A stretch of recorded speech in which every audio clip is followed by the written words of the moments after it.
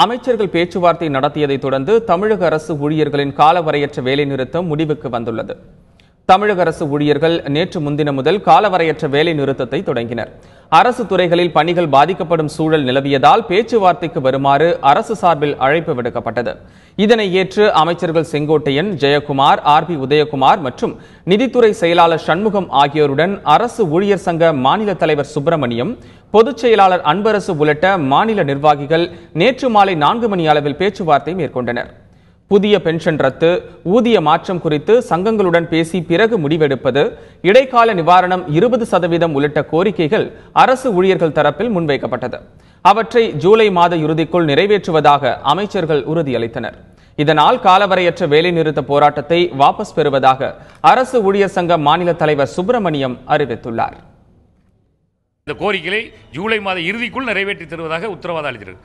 அப்ப நல்லெண்ண அடிப்படையில் இந்த உத்தரவாதத்தை ஏற்றுக்கொண்டு நாங்கள் போராட்டத்தை விலக்கி கொண்டிருக்கோம். தற்காலிகமான விலக்கு தான் இது. ஜூலை மாத இறுதிக்குள் எங்களுக்கு நல்ல முடிவு எட்டப்படும் என நினைக்கிறோம். அப்படி இல்லைன்னா மீண்டும் வேறு வழியின்றி போராட்டத்திற்கு செல்ல வேண்டியது என்பதை தெரிவித்து